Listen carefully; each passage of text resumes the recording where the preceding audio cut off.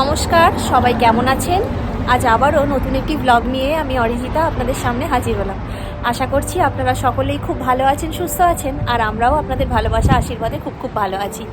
আজ আমাদের প্রথমবার সুইডেনে আসার পর গার্লস ডে আউট। আমি আর আমার বন্ধু প্রিয়া আর আরও একজন বন্ধু আছে, ওর বাড়ি থেকে বাস নিয়ে আসছে একটা জায়গায়। আমরা একসাথে জয়েন করে সেখান থেকে যাব একটা সুন্দর জায়গায়। একটু খাওয়া দাওয়া হবে, একটু ঘোরা হবে, আর অনেকটা আনন্দ হবে, তাই কি না? তো চলুন, সবাই ব্লগটার অবশ্যই সাথে থাকবেন প্রথম থেকে শেষ পর্যন্ত। আর এই দারুণ সুন্দর করে ছোট্ট করে ঘোরাটা আমাদের কেমন এনজয় করছি সেটা পুরোটাই ব্লগের মাধ্যমে আপনাদের সঙ্গে তুলে ধরার চেষ্টা করব। ভালো লাগলে অবশ্যই লাইক, কমেন্ট আর আমার চ্যানেলটি কিন্তু সাবস্ক্রাইব করতে ভুলবেন না। চলুন ব্লগটা তাহলে আজকে এখান থেকেই শুরু করছি। আজকে ভীষণ একটা সানি ডে, প্রচণ্ড সুন্দর রোদ্দুর উঠেছে, টেম্পারেচার প্রায় 21 ডিগ্রির কাছাকাছি, আর এখন বাজে ওই বেলা 12:15 মতন। একটু পরেই আমাদের বাস আছে, বাস ধরে আমরা যাব ব্রুন্স পার্কে, তারপর সেখান থেকে আমাদের ডেস্টিনেশন। চলুন তাহলে যাওয়া যাক।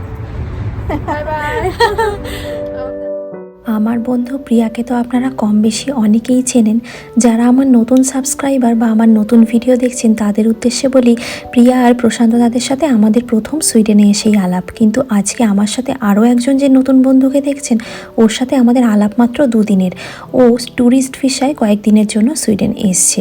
নতুন বিয়ে হয়েছে ওদের সবেমাত্র, তাই আমরা ওকে একটু নিয়ে ঘুরতে বেরিয়েছি। এই জায়গাটা কি সুন্দর দেখুন, এত দারুণ লাগে। তো এখান থেকে জলটা বয়ে বয়ে যাচ্ছে একটা জায়গায়, খুব সুন্দরভাবে ওয়াটারফলটা আপনাদের সঙ্গে শেয়ার করব। অবশ্যই কিন্তু ব্লগের সাথে থাকবেন, দেখুন খুব সুন্দর লাগছে দেখতে। আর তেমনই ঠিক এই দিকটাতেও।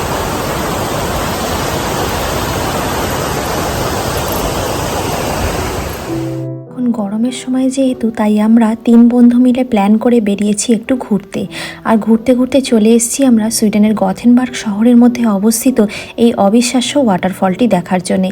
এর আগেও আপনাদের সাথে আমি এই ওয়াটারফলের ভিডিওটা শেয়ার করেছিলাম, তবে আমার নতুন বন্ধু বা নতুন সাবস্ক্রাইবারদের সঙ্গে শেয়ার করা হয়নি। তাই ভাবলাম যে বাড়ির কাছাকাছি আমার সেই নতুন বন্ধুকে নিয়ে আমরা 3 বন্ধু মিলে আজ গরমকালের একটা সুন্দর ঝলমলে দিনে একটা বরং গার্লস ডে আউট করব।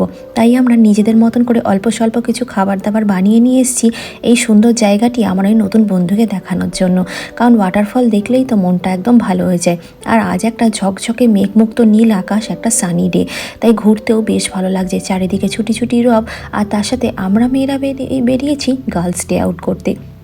আর সুইডেনে এসে এই প্রথমবার আমরা মেয়েরা একসঙ্গে ঘুরতে বেরিয়েছি, আর প্রচণ্ড মজা হচ্ছে। তবেই অবিশ্বাস্য ওয়াটারফলটার পিছনে একটা ছোট্ট ঘটনা রয়েছে, যেটা আপনাদের সাথে আমি ব্লগের মাধ্যমে শেয়ার করব।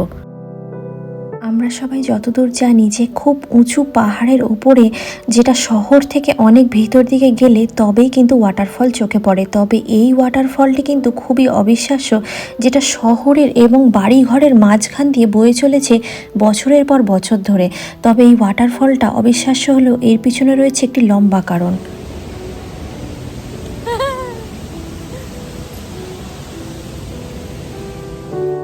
দেখছেন, কথা বলতে বলতে আমার নতুন বন্ধুর সাথে তো আপনাদের পরিচয় করানো হয়নি। ওর নাম হলো প্রতীক্ষা। ও আমাদেরই বয়সী একজন মানুষ, আরও খুব মিষ্টি একটা মেয়ে। তাই ও এসছে ওর পরিবারকে ছেড়ে এত দূরে। ও উড়িষ্যা থেকে, তাই ও হিন্দি, বাংলা এবং ইংলিশ তিনটেই খুব ভালো বুঝতে পারে। তাই ওর সাথে আমাদেরও মিলেছে দারুণ সুন্দরভাবে। আমরা তিনজনেই তিনজনের ভাষা খুব সহজেই বুঝতে পারছি। আর এই যে চলে এসছি ওই বাড়িঘরের পাশ দিয়ে এই ঝর্ণাটির একদম সামনাসামনি।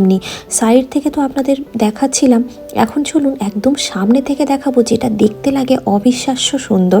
আর সেখানে দাঁড়িয়ে আমরা বেশ কিছু ছবি তুলেছি, ভিডিও করেছি, রিলস বানিয়েছি। সেগুলো বেশ ভালো লেগেছে। তবে রিলস ওরা বানিয়েছে, আমি শুধু আপনাদের জন্য ভিডিও তুলেছি আর ছবি তুলেছি। খুব সুন্দর লাগছিল দেখতে। তবে আপনাদের একটা কথা বলি, আজ আমার ড্রেস আমার বন্ধু প্রিয়া পরেছে, আর প্রিয়ার ড্রেস আমি পরেছি। আসলে বন্ধুরা এক জায়গায় থাকলে টিফিন ভাগ করে খাওয়া হোক বা ড্রেস শেয়ার করে পরা হোক, আনন্দটা হয় কিন্তু অনেকটাই দ্বিগুণ। গথেনবার্গ শহরের মধ্যে অবস্থিত এই জায়গাটির নাম হলো মিয়ন্দল। আর সুইডিশ ভাষায় মিয়ন্দল কথার অর্থ হলো মিলের উপত্যকা বা কলের উপত্যকা। এই যে বড় বাড়িটি দেখছেন, লীলা গোটাফর্স নামে লেখা রয়েছে বাড়িটির গায়ে, এটি প্রায় 1870 সালে নির্মিত। এখানে কাগজ কল, তাছাড়াও হ্যান্ড পেপার মিল এবং তাছাড়াও সালফাইন ফ্যাক্টরি, কটন মিল, এই সমস্ত কিছু ছিল। কাঠ চেরাইয়ের কল ছিল। আর এই যে জলপ্রপাতটি দেখছেন ভীষণ ভয়ঙ্করভাবে নেমে আসছে বাড়িঘরের মধ্যে দিয়ে, এই জলের স্রোতটাকেই কাজে লাগিয়ে কিন্তু বিদ্যুৎ উৎপাদন করে সরবরাহ করা হতো এই মিলগুলির মধ্যে। তবে মিলগুলি কিন্তু এখন সম্পূর্ণ পরিত্যক্ত অবস্থায় পড়ে রয়েছে। এই জায়গাটিতে প্রায় 60,000 মানুষ বসবাস করেন। একসময় এই জায়গাটি জীবিকা নির্বাহ করত এই মিলগুলির মাধ্যম দিয়ে। তবে এখন জায়গাটি সম্পূর্ণভাবে দর্শনীয় একটি জায়গা হয়ে উঠেছে। বহু জায়গা থেকে বহু মানুষ এই জায়গাটির খবর পেয়ে এই জলপ্রপাতটিকে চাক্ষুষ উপলব্ধি করার জন্য কিন্তু আসেন। বাড়িঘরের মধ্যে দিয়ে এমন ভয়ঙ্করভাবে বয়ে যাওয়া জলপ্রপাতটি কিন্তু এখনও বয়ে চলেছে, কিন্তু মিলগুলো কিন্তু আজ পরিত্যক্ত। এই জায়গাটিতে আসতে বেশ ভালো লাগে। এই জায়গাটির সৌন্দর্য একমাত্র এই জিনিসটির জন্যেই। কেমন বাড়িঘরের মধ্যে দিয়ে একটি অবাক করাভাবে এই জলটি বয়ে চলেছে।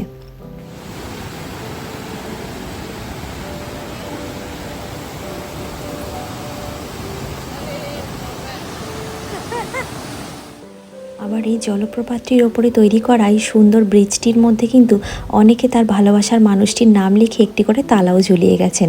অনেক অনেক ভালোবাসার সাক্ষী হয়ে দাঁড়িয়ে আছে এই জলপ্রপাত, আর তার ওপরে একফালি এই সুন্দর ব্রিজটি। এই জায়গা দিয়ে দেখতে কত সুন্দর লাগছে দেখুন, আর কি সুন্দরভাবে অবিরাম জলটা বয়ে চলেছে। কত বছরের সাক্ষী এই জলটি। চলুন এখন এই মিঠে রোদ্দুর গায়ে মেখে জলপ্রপাতের আওয়াজটি শুনতে শুনতে কানে আমরা সবাই মিলে একটু খাওয়া দাওয়া করে নিই। আর দেখুন, যেহেতু এখানে প্রচুর টুরিস্ট আসে, তাই সুন্দর করে গাছ দিয়ে এই জায়গাটিতে বসারও জায়গা করা রয়েছে। আর চলুন এখন ওখানটা বসে আমরা কী কী খাবার দাবার নিয়ে এসেছি আপনাদের সঙ্গে একটু শেয়ার করে আর খাওয়া দাওয়া সেরে নিই। প্রায় এদিকে দুপুর গড়িয়ে 2:30-3টের মতন বেজেই গেছে। আর খুব বেশি খাবার দাবার না হোক, অল্প স্বল্প খাবার দাবার আমাদের সকলের সাথেই আছে। আর যেহেতু আমাদের বন্ধু নতুন এসছে, তাই ওকে আমরা খুব বেশি জোর করিনি। ও নিয়ে এসছে এখানে ডিম পাউরুটি, সাথে আছে ঘুগনি, আর এখানে রয়েছে দেরাদুন রাইস চালের ভাত। আমার কাছে খানিকটা চিকেন ছিল, আমি নিয়ে এসেছি। আর নিয়ে এসেছি চাউমিন, আলু ভাজা, বাদাম ভাজা দিয়ে, আর সাথে রয়েছে 2টো কমলা লেবু, আর রয়েছে জল। ব্যাস এই খাবারটুকুই আজকে আমরা সবাই মিলে ভাগযোগ করে খেয়ে ফেলবো। हेवी है ना, दिखा लगा तुम लोग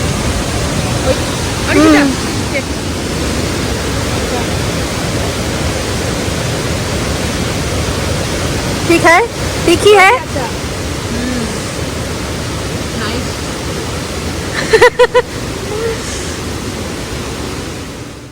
আস্তে আস্তে সময়ের সাথে সাথে আমরা বড় হতে থাকি, আর ভারী কি ভর করে আমাদের মধ্যে, আর সে বোধ আমরা টেরই পাই না। ধীরে ধীরে ক্রমহ্রাসমান হয় আমাদের বন্ধুত্বের গণ্ডি। কারো ব্যস্ততা, কারো বিয়ে, কারো বিদেশ যাত্রা, কারোর হুট করে খোঁজ না নিয়ে হারিয়ে যাওয়া। বন্ধুত্বের বলয় থেকে বেরিয়ে আসতে থাকি আমরা সকলেই, আর একাকিত্ব ভর করতে থাকে, আর থাকে সীমাহীন যন্ত্রণা। বহুদিন পর সেই স্বাদ, সেই বন্ধুত্ব, সেই ভালো লাগা, সেই অনেক দিন পর একসাথে সময় কাটানো, একই টিফিন বক্স থেকে একসাথে খাবার খাওয়া, একই স্পুন দিয়ে সেটা ভাগ করে নেওয়া যেন অনেকটা আনন্দ দিল। আজকের দিনটা একদম মনের মণিকোঠায় যত্ন করে ধরে রাখবো।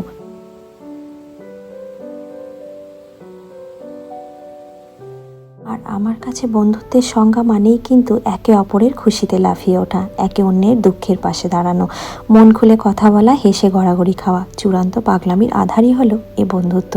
তবে চলুন আজকে বাড়ির পথে রওনা দিই। ভিডিওটাও তাহলে আজকে এখানেই শেষ করছি। সবাই ভালো থাকবেন, সাবধানে থাকবেন। আপনারা আমার একদম কাছের বন্ধু, তাই আপনাদের সকলের কাছে ভিডিও শেষে একটাই অনুরোধ থাকে, যদি ভিডিওটির কিছু অংশ ভালো লেগে থাকে অবশ্যই লাইক কমেন্ট করবেন, আমার চ্যানেলটি সাবস্ক্রাইব করে দেবেন। সবাই খুব ভালো থাকবেন, সাবধানে থাকবেন। আমি খুব তাড়াতাড়ি ফিরে আসবো নতুন একটি ভ্লগের সঙ্গে। ততক্ষণের জন্যে বিদায় নিলাম।